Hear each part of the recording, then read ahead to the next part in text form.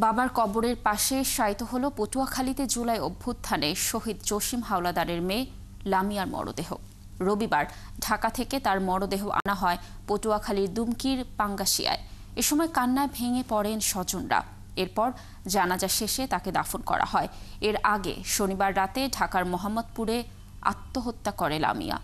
আহসানুল কবির রিপনের তথ্য ছবিতে প্রতিবেদন। রবিবার ঢাকার সোহরাওয়ার্দী হাসপাতাল মর্গে ময়নাতদন্ত শেষে সড়কপথে পটুয়াখালীর দুমকি উপজেলার নিজ গ্রাম আলগিতে আনা হয় লামিয়ার মরদেহ। লাশবাহী অ্যাম্বুলেন্স গ্রামের বাড়িতে পৌঁছলে স্বজনদের কান্নায় ভারী হয়ে ওঠে পরিবেশ। রবিবার সন্ধ্যায় পাঙ্গাশিয়া বালিকা মাধ্যমিক বিদ্যালয়ের মাঠে জানাজা শেষে শহীদ বাবার কবরের পাশে তাকে দাফন করা হয়। এ সময় বিএনপির কেন্দ্রীয় যুগ্ম মহাসচিব রুহুল কবির রিজভী আহমেদ ও জাতীয় নাগরিক পার্টির মুখ্য সমন্বয়ক সার্জিস আলম সহ বিভিন্ন শ্রেণী পেশার মানুষ অংশ নেন।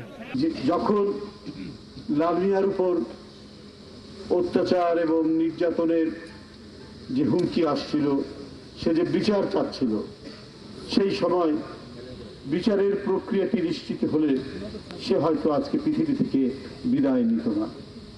তাদের মৃত্যুদণ্ড দেখতে চাই এবং এই মৃত্যুদণ্ড যদি প্রকাশ্যে আমাদের সামনে নাও দেওয়া হয়, তাহলে তাদের ওই মৃত্যুদণ্ড দেওয়ার যে চিত্র, সেই ছবি এবং ভিডিও পুরো পৃথিবীর সামনে আসা দরকার। এ সময় স্বজন ও প্রতিবেশীরা লামিয়ার ধর্ষণ ও আত্মহত্যায় দায়ীদের দ্রুত বিচার দাবি করেন। গত 18 মার্চ বাবার কবর জিয়ারত করে দাদা বাড়ি থেকে নানা বাড়ি যাবার পথে ধর্ষণের শিকার হয় লামিয়া। এই ঘটনায় দুজনকে আসামি করে মামলা হয় এবং পরে গ্রেপ্তারকৃত উভয়কেই জেল হাজতে পাঠানো হয়। শনিবার রাতে ঢাকার মোহাম্মদপুরের ভাড়া বাসায় আত্মহত্যা করে লামিয়া। শরীফ আজাদ প্রীতম, ৭১। ঝিনাইদহের মহেশপুর সীমান্তে ভারতের ভেতরে বাংলাদেশি এক যুবককে হত্যার অভিযোগ উঠেছে বিএসএফের বিরুদ্ধে। ওবায়দুর নামের ওই যুবকের বাড়ি মহেশপুরে গোপালপুর গ্রামে। স্বজনরা জানিয়েছেন, ভারতেই মৃতদেহের ময়নাতদন্ত করা হয়েছে। মৃতদেহ ফেরত চেয়েছেন নিহতের স্বজনরা। একই সাথে ঘটনার বিচারের দাবি জানিয়েছেন তারা। রাজীব হাসানের তথ্য ছবিতে প্রতিবেদন। রবিবার সকালে ঝিনাইদহের মহেশপুর সীমান্তের ওপারে ভারতের ভেতরে মধুপুর এলাকায় পড়েছিল একটি মৃতদেহ। পরে সেটি বাংলাদেশের যুবক ওবায়দুর রহমানের বলে নিশ্চিত হওয়া যায়। মহেশপুর উপজেলা গোপালপুর গ্রামের বাসিন্দা নিহত ওবায়দুর রহমান। গ্রামবাসীরা জানায়, শনিবার রাতে 7 থেকে 8 জনের একটি দল অবৈধভাবে ভারতে যায়। এই সময় বিএসএফ সদস্যরা তাদেরকে লক্ষ্য করে গুলি ছোড়ে। এক পর্যায়ে সবাই পালিয়ে এলেও ওবায়দুরকে ধরে ফেলে বিএসএফ। ধান ধরছিল, ধরতে ধরতে কারেন্ট চলে গেল, ওদিকে গেছে হয়তো বা একটু সীমান্তের কোলে একটু হয়তো বা আটতে চলে গেছে। ওরা হয়তো বা ধরে নিয়ে যেয়ে মেরে দিয়েছে। অন্যায় ভাবে কাজটা করেছে, কারণ তার ধরে শাস্তি দিতে পারতো কিংবা বাংলাদেশের প্রশাসনের কাজ দিতে পারতো। সেরকম একটা কিছু কাজ করা তাদের উচিত ছিল। বাংলাদেশে দাঁড়িয়ে আছে পিছনে মধুপুর তো ওখানে গুলি করে বিএসএফরা গুলি করে একজনকে মেরে দিয়েছে। ভুল করে যদি কেউ চলেও যায় তাহলে তাকে মেরে দেওয়া তো উচিত না। জীবনটা নিয়ে নেওয়া একটা জীবনে অনেক মূল্য। এদিকে স্বজনদের দাবি, রাতে সীমান্তের কাছে ধান নিয়ে ব্যস্ত ছিলেন ওবায়দুর ও তার সঙ্গীরা। এই সময় তাকে ধরে নিয়ে হত্যা করে বিএসএফ এর সদস্যরা। এই ঘটনায় বিচার ও মৃতদেহ ফেরত চেয়েছেন তারা। টিপ টিপ করে পড়ছে, কোন রকম পড়ছে, বৃষ্টি ঝড় হচ্ছে, ওটা কারেন্ট চলে গেল। কারেন্ট চলে গেলে তো বলছে মা ধান তো ঝাড়া হবে না। তা আমি কিরা ফোন দিচ্ছি, আমি একটু টেমার টানতে ঘুরে আসি। সকাল হতে হতে শুনছে যারা বিএসএফ এর মানুষ মেরেছে, এবার শোনা যাচ্ছে ওবায়দুল পুড়িয়ে দিয়েছে। আমার ভাই যে বিনা অপরাধে বিনা দোষীতে এইভাবে হচ্ছে কিনা হত্যা করেছে, বিএসএফ এরিতে আমাদের বিচার চাই। আমরা বাংলাদেশ সরকারের কাছে বিচার চাই, দেশে যেন লাশটা বাংলাদেশে ফেরত দেয়। এই ঘটনার পর বিকালে 58 বিজিবির পক্ষ থেকে মাটিলা কোম্পানি ও ভারতের জিতপুর কোম্পানি পর্যায়ে গোপালপুর গ্রামের সীমান্তে পতাকা বৈঠক অনুষ্ঠিত হয়। বৈঠকে বিজিবির পক্ষ থেকে কড়া প্রতিবাদ ও মৃতদেহ ফেরত দেবার দাবি জানানো হয়েছে। তবে এ নিয়ে ক্যামেরার সামনে কোনো কথা বলতে রাজি হননি কোনো কর্মকর্তা। এদিকে ওই সীমান্ত এলাকায় বিজিবি টহল বাড়ানো হয়েছে। ফারদিন নীরব, ৭১। নিখোঁজের 2 দিন পর নোয়াখালীতে পরিত্যক্ত একটি সেপটিক ট্যাঙ্ক থেকে মীর হোসেন সাদ্দাম নামের সাবেক এক ছাত্রদল নেতার মৃতদেহ উদ্ধার করেছে পুলিশ। নিহতের স্বজন ও এলাকাবাসীর দাবি দ্রুত সময়ে এ ঘটনার সাথে জড়িতদের গ্রেফতার করে আইনের আওতায় আনা হোক। আর পুলিশ জানায় হত্যার রহস্য উদ্ঘাটনে কাজ করছে তারা। মিজানুর রহমানের তথ্য ছবিতে প্রতিবেদন। নিহত মীর হোসেন সাদ্দামের বাড়িতে চলছে শোকের মাতম। নোয়াখালীর বেগমগঞ্জের রাজেন্দ্রপুর গ্রামের বাসিন্দা মীর হোসেন সাদ্দামের স্বজনরা জানায়, গত বৃহস্পতিবার রাত 9টায় নিজের কর্মস্থল থেকে বের হয়ে সাদ্দাম স্ত্রীকে ফোনে জানান একটি জানাজা শেষ করে বাসায় ফিরবেন, কিন্তু কিছুক্ষণ পর থেকে তার ফোন বন্ধ পাওয়া যায়। পরে বিভিন্ন স্থানে খোঁজাখুঁজি করে না পেয়ে বেগমগঞ্জ মডেল থানায় সাধারণ ডায়েরি করা হয়। এরপর শনিবার দুপুরে সদর উপজেলার দুর্গানগর এলাকার একটি পরিত্যক্ত সেপটিক ট্যাঙ্ক থেকে পলিথিনে মোড়ানো অবস্থায় তার মৃতদেহ উদ্ধার করে পুলিশ। এই ঘটনায় বাকরুদ্ধ নিহত সাদ্দামের স্ত্রী। 7 মাস বয়সী সন্তানের ভবিষ্যৎ কি হবে তাই নিয়ে রয়েছেন চরম অনিশ্চয়তায়। আল্লাহ বুঝি রহমত দেন কিল্লা এরকম করলো, আল্লাহ দেশে বিচার নাই। হত্যাকারী সর্বোচ্চ শাস্তির দাবি সাদ্দামের স্বজনদেরও। আমাদের এলাকার একজন মুরব্বী লোক মারা গেছিল, ও জানাজা পড়ার জন্য দোকান বন্ধ করে বাইরে এসে জানাজার উদ্দেশ্যে যদি হাত ভাঙিয়ে দিত, বোর ভাঙিয়ে দিত, না দুগা সেরিয়ে দিত, তাহলে দ্বিগুণের বাসি ডাকি গুণে এত কষ্ট দিবেন, এত কষ্ট দিবেন। সাদ্দাম রাজগঞ্জ ইউনিয়নের 7 নম্বর ওয়ার্ড ছাত্রদলের সাবেক সিনিয়র সহসভাপতি ছিলেন। বর্তমানে ছাত্র রাজনীতি করলেও সক্রিয় রাজনীতির সাথে জড়িত নেই। জীবন জীবিকার তাগিদে রাজগঞ্জ বাজার কমিটির সাধারণ সম্পাদক জিসানের ব্যবসা প্রতিষ্ঠানে কাজ করতেন তিনি। ওর সাথে সকলের সাথে এলাকা ভিত্তিক সামাজিক যে কোনো কাজে ঝাঁপিয়ে পড়তো, সবার সাথে একটা সুসম্পর্ক ছিল। সে ওই দিন দোকান থেকে বাইরে হয়েছে, তার সাথে কোনো ক্যাশও ছিল না। আমি নোয়াখালী জেলা পুলিশ সুপারের কাছে একটা আবেদন, আমরা রাজগঞ্জবাসী ব্যবসায়ীরা কিন্তু আতঙ্কিত। নির্মম এই হত্যার সাথে জড়িতদের দ্রুত চিহ্নিত করে আইনের আওতায় আনার দাবি জেলা যুবদল নেতারও। কোনো রকমের কোনো খারাপ কাজে জড়িত না, কোনো রকমের খারাপ আড্ডার সাথে জড়িত না, নেশার সাথে জড়িত না, এই ছেলেকে এইভাবে নৃশংস হত্যা করছে, এটা আমরা সমাজবাসী এলাকাবাসী আমরা এটা মানে নিতে পারতেছি। এদিকে পুলিশ জানায় হত্যার কারণ উদ্ঘাটনে কাজ করছেন তারা। আমরা 2-3টা অ্যাঙ্গেলে কাজ করতেছি, 2-3টা সন্দেহজনক আছে, বিষয় আছে। ওই বিষয়গুলো আমরা তদারকি করতেছি, ঘটনাটা কেমনে হলো। আমাদের সিনিয়র অফিসার আছে আমাদের সাথে, তারা তদারকি করতেছেন। আমাদের সিভিলেও 3 কাজ করতেছে, পোশাকেও কাজ করতেছে। ময়নাতদন্ত শেষে রবিবার বিকেলে পারিবারিক কবরস্থানে সাদ্দামকে দাফন করা হয়। শারমিন স্বপ্না, 71। সিরাজগঞ্জের শাহজাদপুরে পারিবারিক কলহের জেরে হাসি খাতুন নামের এক গৃহবধূকে শ্বাসরোধে হত্যার অভিযোগ উঠেছে স্বামীর বিরুদ্ধে। রবিবার উপজেলার কায়েমপুর ইউনিয়নের সরাতৈল সরকার পাড়ায় শ্বশুরবাড়ি থেকে হাসি খাতুনের মৃতদেহ উদ্ধার করেছে পুলিশ। নিহতের মা সেলিনা খাতুন বলেন, হত্যার পর তাদের জানানো হয় হাসি স্ট্রোক করে মারা গেছে, কিন্তু তার গলায় আঘাতের চিহ্ন পাওয়া গেছে। পরে পুলিশকে খবর দিলে তারা মৃতদেহ উদ্ধার করে ময়না তদন্তের জন্য মর্গে পাঠায়। ঘটনার পর থেকে অভিযুক্ত জাকারিয়া ও তার পরিবারের লোকজন পলাতক রয়েছে।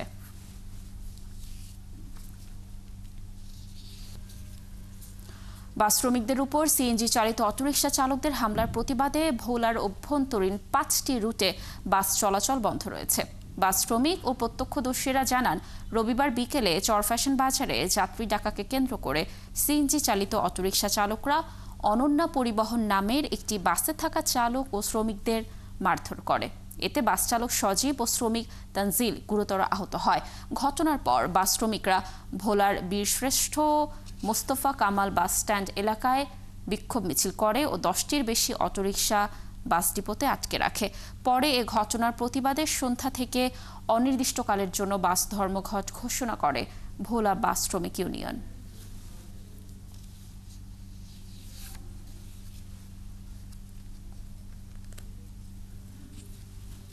চুয়াডাঙ্গার জীবননগরে হাসাদহে মসজিদের শিশু বলাৎকার মামলায় মুয়াজ্জিনের যাবজ্জীবন কারাদণ্ড ও 50,000 টাকা জরিমানার আদেশ দিয়েছেন আদালত। রবিবার আসামির উপস্থিতিতে চুয়াডাঙ্গার নারী ও শিশু নির্যাতন দমন ট্রাইব্যুনালের বিচারক সৈয়দ হাবিবুল ইসলাম এ রায় দেন। রায়ের পর আসামি নাজমুল হোসেনকে আদালত থেকে জেলা কারাগারে নিয়ে যাওয়া হয়। 2023 সালের 15 মে ওই শিশুকে বলাৎকার করে মসজিদের মুয়াজ্জিন নেজমুল হোসেন। মামলার পর তার বিরুদ্ধে আনা অভিযোগ প্রমাণিত হওয়ায় আদালত আসামির যাবজ্জীবন কারাদণ্ডের আদেশ দেয়।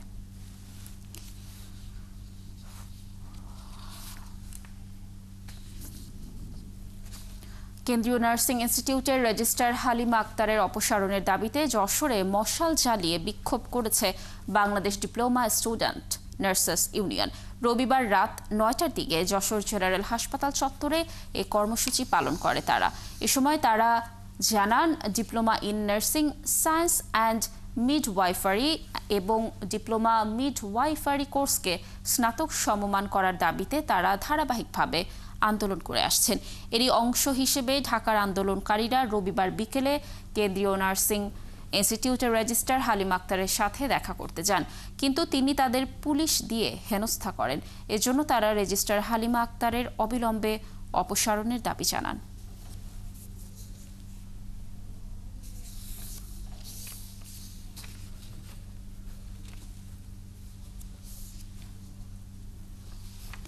বেতন ভাতা সহ এক দফা দাবিতে কর্মবিরতিতে যাবার ঘোষণা দিয়েছেন কুমিল্লা মেডিকেল কলেজ হাসপাতালের আউটসোর্সিং কর্মচারীরা।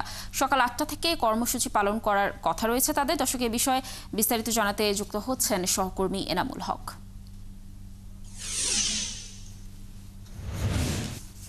এনামুল, নার্সদের কর্মসূচি কি শুরু হয়েছে কিনা, তারা আজ কি কর্মসূচি পালন করবেন, তাদের মূল দাবিগুলো আসলে কি?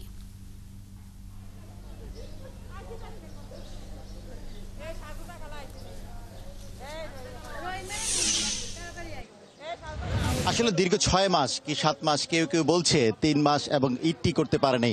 আউটসোর্সিংয়ে কুমিল্লা মেডিকেল কলেজের সেই 153 জন কর্মকর্তা কর্মচারীরা আপনি দেখছেন যে সেখানে তারা দাঁড়িয়ে আছে। আজকে তাদের ওটিগুলোতে তারা কিন্তু যায়নি। আমরা যদি কয়েকজনের সাথে কথা বলি, এই যে আজকে আপনাদের আসলে দাবিগুলো কি কি? আমরা যেহেতু 7 মাস পর্যন্ত বেতন পাই না, বেতন এই জন্য আমরা এটা চাইতে আছি, আন্দোলন চাচ্ছি।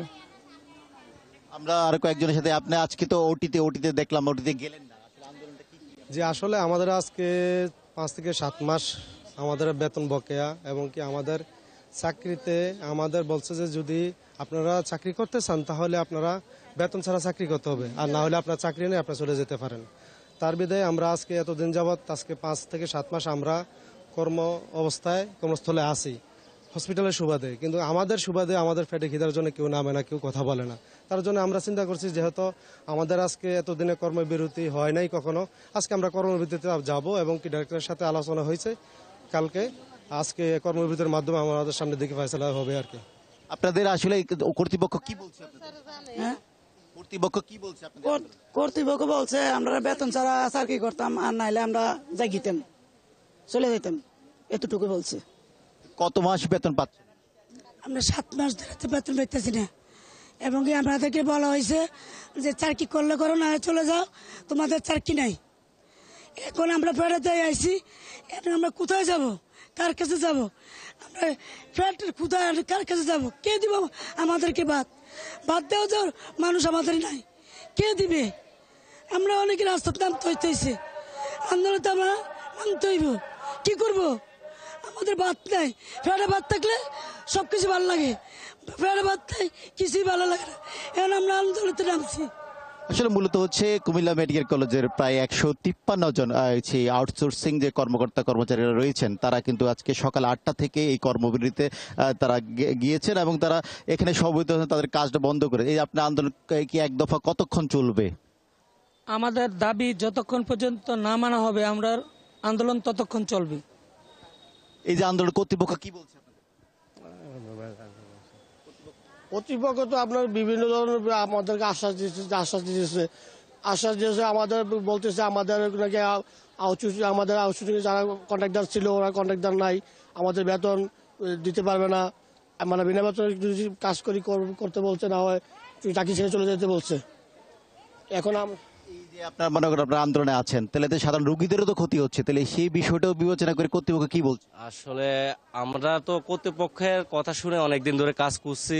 উনি আশ্বাস দিচ্ছে আমাদের ঈদের আগে, একটা রমজান ঈদ গেছে, উনি ঈদের আগে আমাদের বেতনের একটা ব্যবস্থা করবে, ঈদের পরে একটা ব্যবস্থা করে দেবে বলছে। যাক, পেটে পাথর নিয়ে রাখিয়া ঈদটা কোনোরকম আমরা কাটাইয়া, অনেকের চোখের পানি, অনেকের মানে কান্না, আমরা নিজেও বলতে পারতেছি না। এখনো মনে করেন এমন পরিস্থিতি হয়েছে, ওনারা সেজদা দিলে টাকা দেখে, আর আমরা সেজদা দিলে মানে চোখের পানি আর কপাল বলতে পারি না, পেটের খিদায়। আমাদের পরিস্থিতিটা এমন হয়েছে। আর আমাদের কর্তৃপক্ষ যিনি, উনি আমাদের থেকে 2 সপ্তাহ সময় নিছে। আমরা রমজানে একটা আন্দোলন করছিলাম, উনি আমাদের থেকে করছে, আমরা ওনার কথায় রেসপন্স দিছি, কাজ করছি। আমরা কাজ করার পরে সেকেন্ড টাইম কালকে আমাদের রফিক ভাই, যিনি আমরা সেন্ট্রাল কমিটির সভাপতি ছিল, উনি আসছে, আইসা কথা বলছে স্যারের সাথে।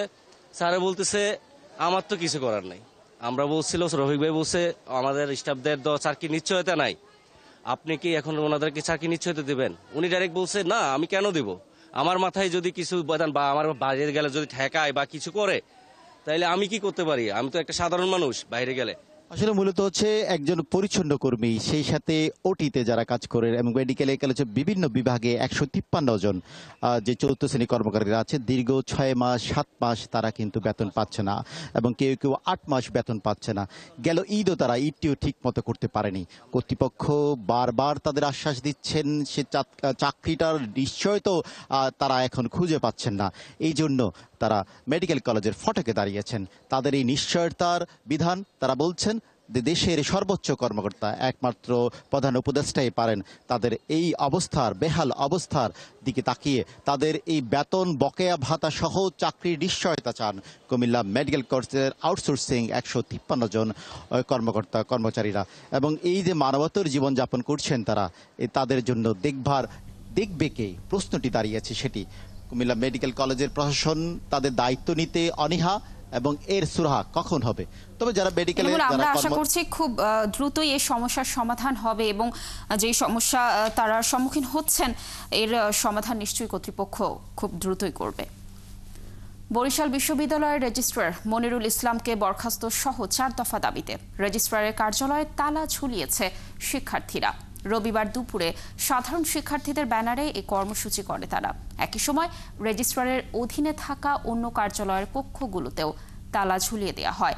তবে এ সময় রেজিস্ট্রার মনিরুল ইসলাম তার কার্যালয়ে উপস্থিত ছিলেন না, আর কক্ষে থাকা কর্মকর্তা ও কর্মচারীদের বের হয়ে যেতে বলা হয়। এর আগে 4 দফা দাবিতে বিশ্ববিদ্যালয়ের প্রশাসনিক ভবনের সামনে গ্রাউন্ড ফ্লোরে বিক্ষোভ করে আন্দোলনরত শিক্ষার্থীরা। পরে তারা রেজিস্ট্রার মনিরুল ইসলামের কুশপুত্তলিকা দাহ করে।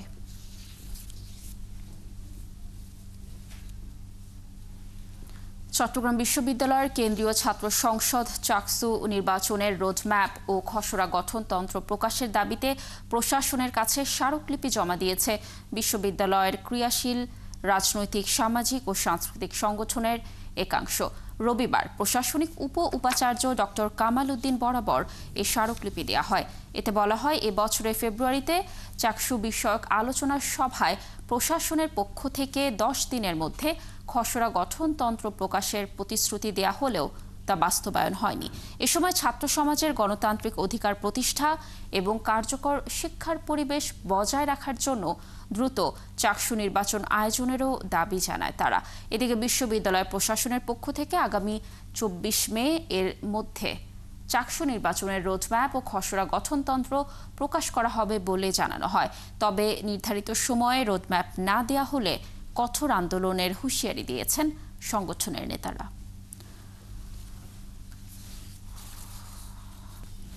চলতি রবি মৌসুমে লক্ষ্মীপুর জেলা সদর সহ রায়পুর উপজেলায় সয়াবিনের বাম্পার ফলন হলেও রামগতি ও কমলনগর উপজেলার চিত্র পুরোপুরি ভিন্ন। কৃষকরা জানান, প্রচণ্ড খরা, অনাবৃষ্টি আর নদীর লবণাক্ত পানির কারণে এই দুটি উপজেলায় সয়াবিনের ফলন বিপর্যয় হয়েছে। এমন অবস্থা থেকে বাঁচতে সরকারি সহায়তা আর টেকসই কৃষি ব্যবস্থার দাবি জানান তারা। আতোয়ার রহমান মনিরের তথ্য ছবিতে প্রতিবেদন। চলতি মৌসুমে লক্ষ্মীপুরের রামগতি ও কমলনগর উপজেলায় সয়াবিন চাষের লক্ষ্যমাত্রা ধরা হয়েছিল 29,500 হেক্টর জমিতে। কিন্তু খরা, অনাবৃষ্টি আর নদীর লবণাক্ত পানির কারণে ফলন ভালো হয়নি। কৃষকরা জানান, প্রচণ্ড তাপদাহে সয়াবিনের ক্ষেত ঝলসে গেছে বহু এলাকায়। এতে ব্যাপক ক্ষতির মুখে পড়েছেন তারা। এবার দেখা গেছে অনাবৃষ্টির কারণে হাজার হাজার একর জমি ক্ষতিগ্রস্ত হয়েছে। কৃষকরাও ক্ষতিগ্রস্তের মধ্যে আছেন। 120% জমিনে ইউরিস্টিক হচ্ছে, 90% দলি গেছে, আর 30% জমিন আছে ভালো আর কি। এটা দিতে কোনো কিছুই আসবে না। 7.5 ঘন্টা করতে 15 হচ্ছে 16,000 টাকা খরচ হচ্ছে। এখন ন 2 মন না 4 মন হাইয়াম সোয়াবিন এর বেশি আইতাম। এছাড়াও নদী এলাকায় বাঁধ না থাকায় জোয়ারের লবণাক্ত পানিতে ক্ষেত ডুবে ফসলের আরও ক্ষতি হয়েছে। কৃষকরা বলছেন, জেলায় সয়াবিন প্রক্রিয়াজাত করার কারখানা না থাকায় এমনিতেই ন্যায্য মূল্য পাওয়া থেকে তারা বঞ্চিত। তার উপর এমন ক্ষতিতে ঋণের টাকা পরিশোধ নিয়ে শঙ্কায় আছেন। সবগুলা ফসল জ্বলে গেছে, আমরা এখন ক্ষতিগ্রস্ত। আমরা সরকারের কাছে চাই যেন আমরা মানুষের দেড় দানাগুলা দিয়ে পরিশোধ করতে পারি এবং নিজেও বাঁচতে পারি। বাঁচার জন্য আমরা সরকারের কাছে আবেদন করছি।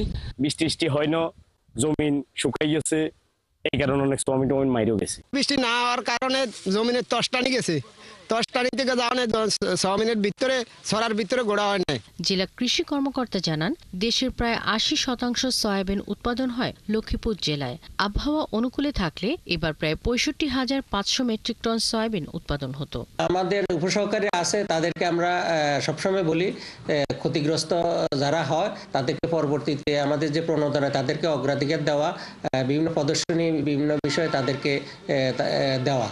চলতি মৌসুমের সয়াবিন চাষের লক্ষ্যমাত্রা ধরা হয়েছিল 42,000 হেক্টর জমিতে। তবে কৃষকদের আগ্রহে 1,660 হেক্টর বেশি জমিতে চাষ হয়েছে, যার আনুমানিক বাজার মূল্য প্রায় 500 কোটি টাকা। শাকিলা শম্পা, 71। প্রচণ্ড খরা, অনাবৃষ্টি আর নদীর লবণাক্ত পানির কারণে লক্ষ্মীপুরের বিভিন্ন উপজেলায় সয়াবিনের ফলন বিপর্যয় হয়েছে। দর্শক, এই বিষয়ে বিস্তারিত জানাতে আমাদের সাথে যুক্ত হচ্ছেন সহকর্মী আতোয়ার রহমান মনির। মনির, কি পরিমাণ জমির ফসল আসলে নষ্ট হয়েছে আর কৃষি বিভাগ থেকে কৃষকদের কি পরামর্শ দেওয়া হচ্ছে?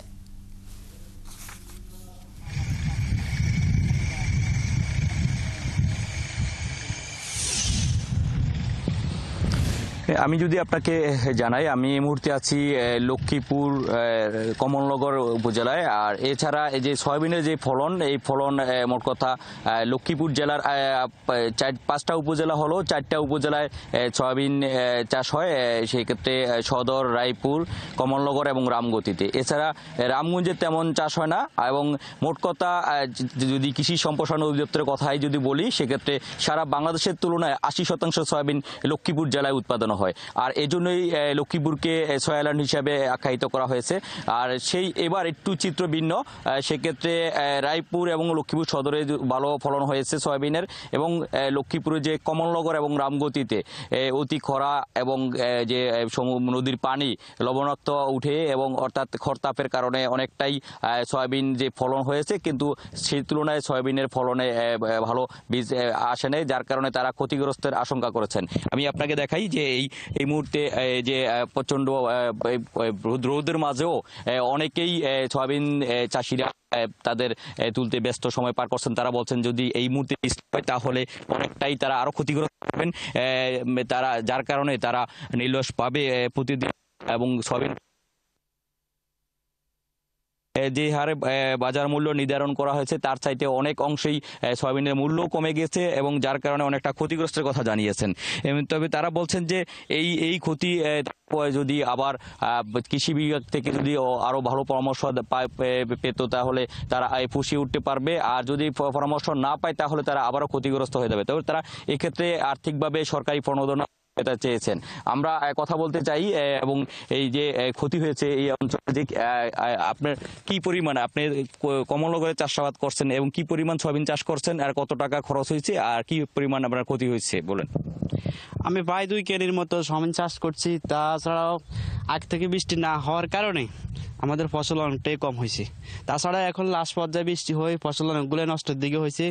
তাছাড়া ফসল যা হয়েছে এখন কিন্তু টাকা একটু কম, দাম একটু কম, মানে অনেকে কিনে না। এটা সরকার যদি একটু রেট দিত তাহলে কৃষকের জন্য একটু ভালো হইতো আর কি। শুনছিলেন, অর্থাৎ যে একদিকে উৎপাদনে তাদের ক্ষতিগ্রস্ত হলেও তারা যদি বাজার মূল্যটা আরো ভালো পেত তাহলে তারা পুষিয়ে উঠতে পারত। এই জন্য তারা সরকারের দৃষ্টি আকর্ষণ করেছেন, এবং কৃষি বিভাগের যারা দায়িত্ব রয়েছেন তারা যাতে এই বাজার মূল্য নিয়ে তারা একটি অভিযোগ করেছেন, যাতে করে ন্যায্য বাজার মূল্য পান সেই দাবি জানিয়েছেন। মনির, ধন্যবাদ আপনাকে আমাদের সাথে যুক্ত থাকার জন্য। আমরাও আশা করছি যে সমস্যা দেখা দিয়েছে আসলে কৃষকরা নিশ্চয়ই এর আশু সমাধান পাবে। ব্রাহ্মণবাড়িয়ায় বোরো ধানের বাম্পার ফলন হয়েছে। এরই মধ্যে শুরু ধান কাটা ও ফসল ঘরে তোলার কাজ। কৃষকরা জানান এবার খরার মধ্যেও ফলন ভালো হয়েছে, তাই বেশ খুশি তারা। এদিকে কৃষি বিভাগ জানিয়েছে প্রচলিত পদ্ধতিতে ধান কাটার পাশাপাশি পুরো জেলায় শতাধিক ধান কাটার মেশিন কম্বাইন্ড হারভেস্টের কাজ করছে। জালালউদ্দিন রুমির তথ্য ছবিতে প্রতিবেদন। ব্রাহ্মণবাড়িয়ায় হাওর জুড়েই চলছে বোরো ধান কাটা। এ নিয়ে ব্যস্ত জেলার কৃষকরা। তারা জানান এবার খরা হলেও ব্রি ধান 28, 88, 98, 101, 102, 104-এর পাশাপাশি নতুন জাতের সম্প্রসারণ করায় ফলন ভালো হয়েছে। এখন ধান গেছে পুরা দাউনি মানে কষ্ট হইতেছে, ধান মোটামুটি ভালো হয়েছে, 18 থেকে 20 মন দৌড় হয়েছে। সরকার আমরা লেট দিয়েছে ভালো, কোনো খারাপ না, কোনো ভালো লেট দিছে, আমরা সুন্দর ইয়ে পাইতেছি, ফলন ভালো পাইতেছি। আল্লাহর মতে আমরা এবছর ধান অনেক সহজে লয়ে লাইছি। মিশিংয়ের থেকে আগে তো অনেক পরিশ্রম করুন লাগছে, মেরামত করুন লাগছে, তারাও তো মেরামত করুন লাগছে। ফলনও ভালো হয়েছে, পানিও পাওয়া গেছে, নিশ্চিত পানিও পাওয়া গেছে, উপর দানা পাওয়া গেছে না। এখন ফলন আল্লাহ দিলে অন্য বছর থেকে ফলন ভালো। তারা আরো জানান আরো 2 সপ্তাহ জুড়ে চলবে বোরো ধান কাটা। আমাদের মাঠে ধান কাটা আরম্ভ হয়েছে, আমরা আরো 7-15 দিন লাগবে আমাদের মাঠের ধান কাটা শেষ হতে। তথাপি এরকম কোনো বিশেষ কোনো ক্ষয়ক্ষতি হয় নাই, আবহাওয়া এখনো আমাদের অনুকূলে আছে। জেলা কৃষি কর্মকর্তা জানান পুরো জেলায় শতাধিক কম্বাইন্ড হারভেস্ট মেশিনে ধান কাটা হচ্ছে। এরই মধ্যে গড়ে প্রায় 30% ফসল কাটা শেষ। আমরা এগুলা খুব দ্রুত কর্তনের নির্দেশনা দেওয়া আছে, ধানগুলা 80% কাটার সাথে সাথে দ্রুততার সাথে যাতে তুলে ফেলে, আমাদের কোনো ধানে যাতে নষ্ট না হয় এই লক্ষ্যে আমরা কাজ করছি। যার ফলে আমাদের 60% হাওরের ধান এর মধ্যে কর্তন সম্পন্ন হয়েছে এবং নন হাওয়ার মিলিয়ে প্রায় আমাদের এভারেজে 30% ধান কর্তন হয়েছে। এবছর বোরো আবাদের লক্ষ্যমাত্রা ধরা হয়েছিল 11,697 হেক্টর জমিতে, আর ধান উৎপাদনের লক্ষ্যমাত্রা ধরা হয় 4,81,415 মেট্রিক টন। শাকিলা শম্পা, 71। ব্রাহ্মণবাড়িয়ার বোরো ধানের আবাদ নিয়ে বিস্তারিত জানাতে যুক্ত হচ্ছেন সহকর্মী জালালউদ্দিন রুমি। রুমি, এবার কি পরিমাণ ফলন হয়েছে আর কৃষকরা ফলন নিয়ে কতটা সন্তুষ্ট আর ন্যায্য মূল্য পাওয়া নিয়ে তারা আশাবাদী কিনা জানাবেন।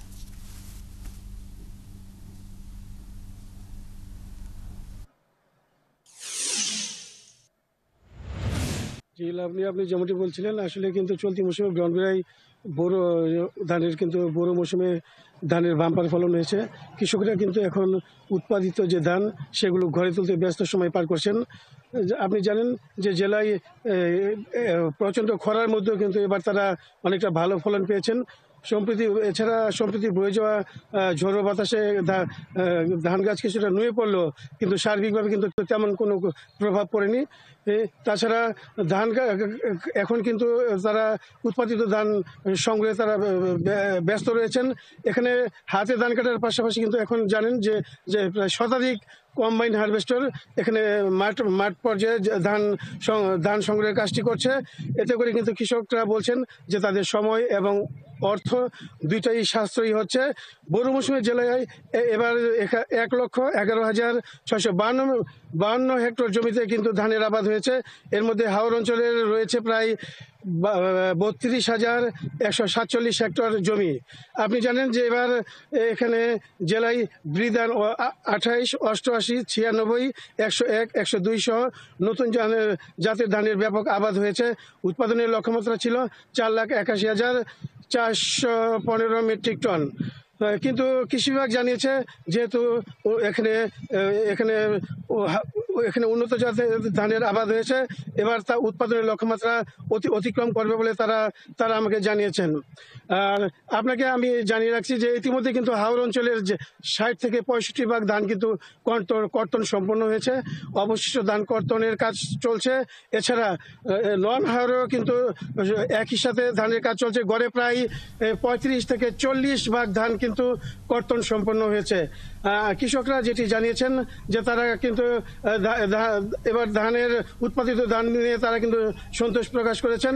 তারা বলছেন প্রতিখানি জমিতে তাদের খরচ হয়েছে 10 থেকে 12,000 টাকা। ধান পেয়েছেন তারা গড়ে প্রায় 20 থেকে 25 মন। ধন্যবাদ আমাদের সাথে যুক্ত থাকার জন্য। দর্শক, যেমনটি বলছিলাম যে ব্রাহ্মণবাড়িয়ায় বোরো ধানের বাম্পার ফলন হয়েছে, এই বিষয়ে সর্বশেষ তথ্য জানাচ্ছিলেন আমাদের সহকর্মী। ময়মনসিংহে পরিবেশ অধিদপ্তরের ছাড়পত্র ছাড়াই চলছে বেশিরভাগ ইটভাটা। অবৈধ এসব ইটভাটার ধোঁয়ায় ক্ষেতের ফসল, আমের মুকুল ও মৌসুমি ফলের ক্ষতি হচ্ছে, এমনকি মানুষের শ্বাসকষ্ট দেখা দিয়েছে। এলাকাবাসীর অভিযোগ, ইটভাটার মালিকরা রাজনৈতিকভাবে প্রভাবশালী হওয়ায় অসহায় হয়ে পড়েছেন তারা। তার উপর এতে রয়েছে প্রশাসনের যোগসাজশ। যদিও এ নিয়ে প্রশাসনের কর্মকর্তারা ক্যামেরার সামনে কিছুই বলতে চাননি। ময়মনসিংহ থেকে বাবুল হোসেনের তথ্য ও ছবিতে প্রতিবেদন। ময়মনসিংহ সিটি কর্পোরেশনের ২৬ নম্বর ওয়ার্ডের নিজামনগর এলাকায় অ্যাডভান্সড রেসিডেন্সিয়াল মডেল কলেজ থেকে মাত্র ১০০ গজের মধ্যে পরিবেশের ছাড়পত্র ছাড়াই চলছে শাপলা ব্রিক্স নামের ইটভাটা। এর চারপাশে রয়েছে ফসলি জমি ও আবাসিক এলাকা। ভাটায় পোড়ানো হচ্ছে কাঠ। অবৈধ এই ইটভাটা সরিয়ে নিতে অভিযোগ করেও কোনো প্রতিকার মেলেনি। ইটভাটাটার জন্য কমপ্লেন দিয়ে আসছে পরিবেশ অধিদপ্তরের কাছে, সম্ভবত স্যার বলছে, কিন্তু লিখিত দেওয়া হয়েছে সিটি কর্পোরেশনের কাছে। তারপরে তেমন কোনো উদ্যোগ দেখা যায়নি। শাপলা ব্রিক্সের ম্যানেজার পরিবেশ দূষণের অভিযোগে মোবাইল কোর্টে জরিমানা দেওয়ার কথাও স্বীকার করেন। এটা জরিমানা তৈরি পরিবেশের জন্য, এটার জন্য ওনারা বলছে যে পরিবেশ জন্য আর কি, এটার জন্য আর কি। সদরের সুহিলা মডেল স্কুল ও মাদ্রাসা থেকে ৫০০ গজের ভেতর আবাসিক এলাকা ও ফসলি জমির পাশে রয়েছে আরেকটি ইটভাটা। এটিও চলছে পরিবেশের ছাড়পত্র ছাড়াই। এভাবে জেলার ১৩টি উপজেলায় পরিবেশ অধিদপ্তরের ছাড়পত্র ছাড়াই চলছে বেশিরভাগ ইটভাটা। আমরা যেমন এই যে ফসল পাই না ঠিক মতন, আম পাই না, জাম পাই না, ধোঁয়ায় আমাদের সব ক্ষতি হয়ে যায়। এই যে লাউ গাছ লাউ আয় না, এই যে সোয়ারি গাছ সোয়ারি আয় না। এদের বিরুদ্ধে কথা বললে অনেক সময় দেখা যায় যে মনে করেন যে সমস্যা হয়ে যায়, এই কারণে অনেকে বলে না। এলাকাবাসীর অভিযোগ, মাঝে মধ্যে ভ্রাম্যমাণ আদালত অভিযান চালালেও কোনো লাভ হয় না। কিছু কিছু জায়গার মধ্যে ওই যে ভাঙচুরও করতেছে সরকার থেকে, এরপরে আবার টাকা পয়সা দেয়, ওটারে আবার ঠিকঠাক করে উঠে বেলে বাড়ি ঘর এই সে অনেক কিছু নষ্ট হয়ে যায় তারা বলতেছে। এরপরে তো ৬ কোটি জরিমানা নিচ্ছে। মাসোয়ারাটা ঠিকঠাক পাঠানো হয় না, তখন যায় অভিযানে। মাসোয়ারাটা যাতে ঠিকঠাক পাঠায় তার জন্য হলো যে ইটভাটার মালিককে মনে করায় দেয় যে ঠিক আছে আপনি কিন্তু টাকাটা দেন না এই মাসে, বা কম টাকা দিচ্ছেন অথবা রেট কম হয়েছে, সেই জায়গা থেকে তারা করছে। আর নাহলে প্রশাসন না চাইলে এতগুলো ইটভাটা কেমনে অবৈধভাবে থাকে। এদিকে পরিবেশ বিরোধী ও সরকারের নীতিমালা পরিপন্থী ইটভাটার বিরুদ্ধে ব্যবস্থা নেওয়ার দাবি জানিয়েছেন এলাকার নেতারা। এই ইটভাটার মালিকেরা কোনো রকম নিয়ম কানুনের তোয়াক্কা না করে যে কাজটি করে যাচ্ছে, একেবারে প্রশাসনের নাগের ডগায়, সেটা মেনে নেওয়া যায় না। আমরা অচিরেই চিন্তা করতেছি এর বিরুদ্ধে মানববন্ধন করব। ময়মনসিংহ সিটি কর্পোরেশনে অনেকগুলো ইটভাটা এখনও চলমান, তো এটা আমি মনে করি পরিবেশ বিরোধী এবং সরকারের যে নীতিমালা আছে নীতিমালা পরিপন্থী। পরিবেশ অধিদপ্তরের কর্মকর্তা জানান, গত ৬ মাসে ২৫টি মোবাইল কোর্টের মাধ্যমে ময়মনসিংহ জেলার ৯০টি ইটভাটার মালিককে ৩,২৬,৮০,০০০ টাকা জরিমানা করা হয়েছে। অক্টোবর মাস থেকে কিন্তু আমরা ধারাবাহিকভাবে অভিযান করছি এবং প্রত্যেক সপ্তাহে অভিযান হচ্ছে, এবং আপনারা বিবেচনা করবেন যে আসলে একটা অফিসের পক্ষে কতটা মোবাইল কোর্ট করা সম্ভব।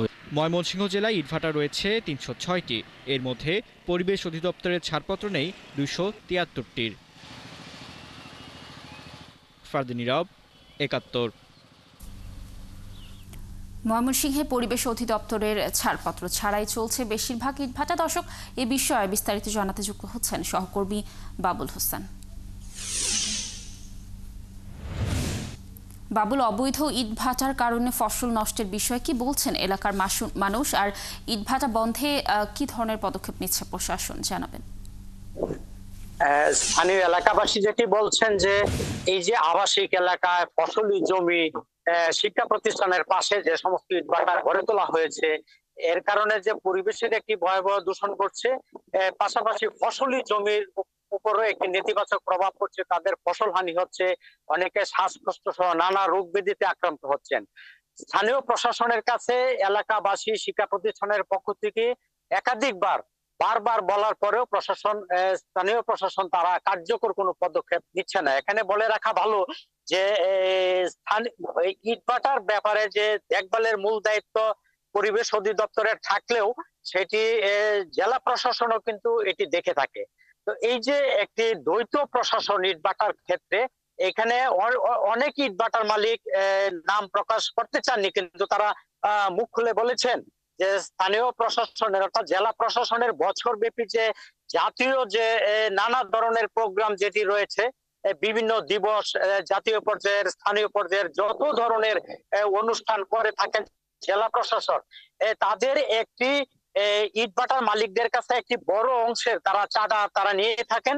এই জেলা প্রশাসনের এই যে চাঁদা গ্রহণের কারণে জেলা প্রশাসন অনেক ক্ষেত্রে ইটভাটার মালিকদের কার্যকর পদক্ষেপ নিতে পারছেন না, এবং অনেক ইটভাটার মালিক এটি বলেছেন সরাসরি যে একদিকে তাদের সারা বছরের অনুষ্ঠানের খরচ তারা যোগান দিবেন, অন্যদিকে প্রশাসন থেকে যে ভ্রাম্যমাণ আদালতের মাধ্যমে তাদের জরিমানা করা হবে এটি কোনোভাবেই তারা প্রত্যাশা করেন না। তারা মনে করেন যে স্থানীয় প্রশাসনের এই যে একটি দ্বিমুখী আচরণ, একদিকে পরিবেশ অধিদপ্তর তাদের বিরুদ্ধে অভিযান পরিচালনা করছেন, অন্যদিকে ময়মনসিংহ জেলা প্রশাসন তাদের কাছ থেকে বছরব্যাপী নানা অনুষ্ঠানের জন্য তাদের কাছ থেকে একটি মোটা অঙ্কের চাঁদা নিয়ে তারা সেটি করবেন, এটি তারা মেনে নিতে পারছেন না। এবং এটি নিয়ে যে যারা পরিবেশ নিয়ে কাজ করে, আপনি প্রতিবেদনটিতে যেমনটি দেখেছেন, তারাও কিন্তু ক্ষোভ প্রকাশ করেছেন যে এই যে জেলা 306টির মতো ইটভাটা রয়েছে, এর মধ্যে 273টি প্রতিষ্ঠানের কোনো বৈধতা নেই। এরকম একটি অবস্থা কিভাবে চলে এই প্রশ্ন কিন্তু রেখেছেন, এবং এর মূল কারণ হিসেবে বলেছেন যেহেতু জেলা প্রশাসন এটি তাদের এক ধরনের নৈতিক দুর্বলতা রয়েছে, সেই কারণে যতটা কঠোর হওয়া দরকার সেটি যেমন পারেন না, এবং পরিবেশের সর্বশেষ যে ধরনের নিয়ম কানুন বা নতুন করে যে ধরনের আইন কানুন হয়েছে বহু আগে থেকে গড়ে ওঠায় অনেক ইটভাটার মালিকের পক্ষে আসলে সেটি পুরোপুরি মানাও কিন্তু সম্ভব নয়। এবং আপনি জানেন যে যেহেতু উন্নয়নের একটি বড় যোগান দিয়ে থাকে ইটভাটার প্রতিষ্ঠান মালিকগুলা, সেই ক্ষেত্রেও কিন্তু প্রশাসন তেমন একটা কঠোর বা কার্যকর পদক্ষেপ নিতে পারেন না। আমরা স্থানীয় এলাকাবাসী, জনপ্রতিনিধি এবং বিভিন্ন শিক্ষা প্রতিষ্ঠানের প্রধানের সঙ্গে কথা বলেছি, তারাও কিন্তু বলেছেন যে এই যে আমরা বিভিন্ন সময় যে অভিযোগ করে থাকি, পরিবেশ অধিদপ্তর, জেলা প্রশাসন তারা সেভাবে কিন্তু কার্যকর পদক্ষেপ নেয় না। সবচেয়ে দুঃখজনক হচ্ছে যে সিটি কর্পোরেশনের এলাকা কোনোভাবেই ইটভাটা থাকার কথা না, সেটিও দেখা যায় যে সিটি কর্পোরেশনের এলাকা অসংখ্য ইটভাটা রয়েছে। সিটি কর্তৃপক্ষ থেকেও যে আলাদাভাবে অভিযান যেটি আসলে করার কথা সেটি আমরা কখনোই দেখি না, এবং এটিরও একটি বড় কারণ যে ইটভাটা থেকে তারা প্রত্যেক বছর একটি মোটা অঙ্কের তারা রাজস্ব পেয়ে থাকেন, সেই কারণেও কিন্তু স্থানীয় যে সিটি কর্পোরেশন রয়েছে তারাও কিন্তু ততটা কার্যকর পদক্ষেপ নিতে পারে না। বাবুল হোসেন, আমরা আশা করছি নিশ্চয়ই প্রশাসন যথাযথ পদক্ষেপ নেবে এসব ইটভাটাগুলো বন্ধ করার জন্য। কুষ্টিয়ার কুমারখালী পৌরসভা কর্মকর্তা কর্মচারীদের 43 মাসের বেতন 8 কোটি টাকা, যার পুরোটাই বকেয়া। বেতনের দাবিতে কর্মবিরতি সহ নানা কর্মসূচি পালন করেও কোনো লাভ হচ্ছে না, যদিও কর্তৃপক্ষ বলছে বকেয়া বেতন পরিশোধের বিষয়ে ঊর্ধ্বতন কর্মকর্তাদের সাথে আলোচনা চলছে। শাহিন আলীর তথ্য ছবিতে প্রতিবেদন। 1869 সালে প্রতিষ্ঠিত হয় কুষ্টিয়া কুমারখালী পৌরসভা। আয়তন 5.27 বর্গ কিলোমিটার। সম্প্রতি পৌরসভাটি প্রথম শ্রেণীতে উন্নীত হলেও নিজেদের কোনো উন্নতি হয়নি পৌর কর্মকর্তা কর্মচারীদের। শুধু বেতনই নয়, গ্র্যাচুইটির পিএফ ফান্ডের অর্থ প্রাপ্তিতেও রয়েছে অনিশ্চয়তা। 24 বছর চাকরি করি, আন্দোলন করিও আমরা এ পর্যন্ত কোনো ফল পাই নাই। আমরা বর্তমান সরকারের কাছে আকুল আবেদন জানাই, এই সরকার যেন আমাদের একটা সুষ্ঠু ব্যবস্থা করে দিয়ে যেতে পারে। আমরা চাই, আমরা পৌরসভা কিন্তু আমরা সেই বৈষম্য শিকার রয়েছি, আমরা এই বৈষম্য দূর করে আমরা যাতে সরকারি অন্যান্য যারা চাকরিজীবী আছে, অন্যান্য সংস্থা আছে, তাদের নেই আমরা প্রতি মাসে আমরা বেতন চাই, গ্র্যাচুইটি চাই, প্রভিডেন্ট ফান্ড চাই। আমরা যখন শুনতে পাই যে এক্সচেঞ্জ স্যারের গ্র্যাচুইটিটা দেওয়া হয়ে গেছে 6,70,000 টাকা, তখন আমরা একটা কষ্ট বা ক্ষোভে ফেটে পড়ি যে আমরা এত বছর চাকরি করতেছি, আমাদের গ্র্যাচুইটিটা চালুই হলো না, আর সে ঊর্ধ্বতন কর্তৃপক্ষ কবে কবে গ্র্যাচুইটিটা চালু করে গেছে, টাকাটাও নিয়ে গেল, আবার আমাদের বেতনও 43 মাস বাকি। নির্বাহী প্রকৌশলী যে টাকাটা নিয়ে গেল বৈষম্যের মাধ্যমে, ওনার আগে প্রায় 8-10 জন চলে গেছেন, তাদের টাকা দেওয়া হয় নাই। তারা আসে কান্নাকাটি করে, তাদের টাকা দেওয়া হচ্ছে না, কিন্তু ওনাকে দেওয়া হলো। How it is. তারা আরও জানান, পৌরসভার আয় সীমিত, এ দিয়ে স্টাফদের বেতন দেওয়া সম্ভব নয়। সমস্ত পৌরসভার রাজস্ব খাত একটি কোডে নিয়ে আসে, সেখান থেকে বেতন ভাতা আনুষঙ্গিক প্রদান করলে পরে এই পৌরসভার দুর্নীতি, অনিয়ম সব কিছুই সমাধান হবে বলে আমি মনে করি। রাষ্ট্র কোষাগার থেকে যদি আমাদের বেতন ভাতা দেয়, তাহলে আমাদের আমাদের এই মানবতার জীবন থেকে আমরা লাঘব পাবো। এদিকে পৌর প্রশাসক জানান, স্টাফদের বেতন পরিশোধের বিষয়ে কাজ চলছে, দ্রুতই সমাধান হবে। বিগত সরকার এখানে কোনো উন্নয়ন করে নাই। পৌরসভাটা সীমিত, প্রথম শ্রেণী পৌরসভা হিসাবে এত আয়তন না, এখানে আদায়ের হার খুবই নগণ্য। বেতন ভাতাটি রাজস্ব থেকে আমাদের দেওয়ার শুধুমাত্র সুযোগ রয়েছে, আমরা সেখান থেকে চেষ্টা করছি। এছাড়া যদি প্রয়োজন হয় আমরা ঊর্ধ্বতন কর্তৃপক্ষ বিশেষ করে মন্ত্রণালয়ে প্রেরণ করব। শুধু তাই নয়, দ্রুত বেতন শোধে কার্যকর পদক্ষেপ নেওয়ার দাবি জানান ভুক্তভোগী কর্মকর্তা কর্মচারীরা। শাকিলা শম্পা, ৭১। পটুয়াখালী ১৩২০ মেগাওয়াট ক্ষমতা সম্পন্ন RNPL তাপবিদ্যুৎ কেন্দ্রের স্ক্র্যাপ ইয়ার্ড আগুনে পুড়ে গেছে। তাপবিদ্যুৎ কেন্দ্রের তত্ত্বাবধায়ক প্রকৌশলী আশরাফ উদ্দিন জানান, রবিবার বিকেলে অপ্রয়োজনীয় মালামাল রাখার ওই স্ক্র্যাপ ইয়ার্ডে হঠাৎ আগুন লাগে। পরে ফায়ার সার্ভিস ও তাপবিদ্যুৎ কেন্দ্রের মোট ৪টি ইউনিট আগুন নিয়ন্ত্রণে আনে। আগুন লাগার কারণ না জানা গেলেও প্ল্যান্ট সচল রয়েছে এবং জাতীয় গ্রিডে স্বাভাবিকভাবে বিদ্যুৎ সরবরাহ চলছে বলে জানায় কর্তৃপক্ষ।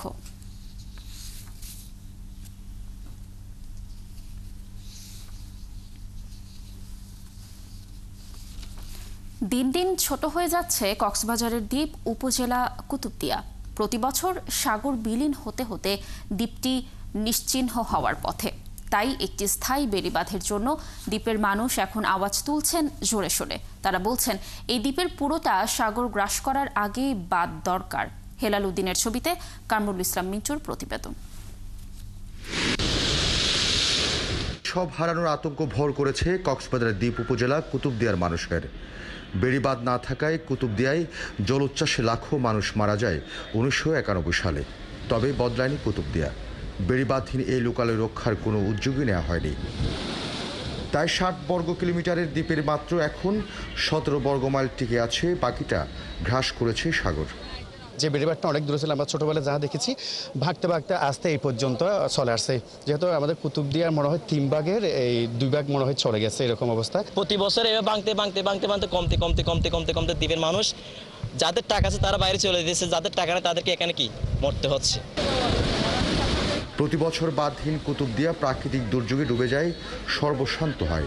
সাগরের সাথে প্রতিনিয়ত যুদ্ধ করায় দ্বীপবাসীর নিয়তি। তাদের অভিযোগ, লবণ চাষ ও কৃষি জমি ভেসে যায় প্রতি বছর, বন্ধ হয় উপার্জনের সব পথ। এরই মধ্যে হারিয়ে যাওয়ার পথে ২০০৭ সালে নির্মিত দেশের প্রথম বায়ু বিদ্যুৎ কেন্দ্রটিও।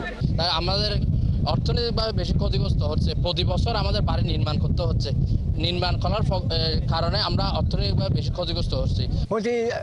মানুষজন যাইবই, গর্বা যাইবই, কুয়াশা মরে যাইবই, এতারই। দ্বীপবাসীর অভিযোগ, বিগত সরকারের সময় টেকসই বেড়িবাঁধ নির্মাণের নামে শুধু লুটপাট হয়েছে।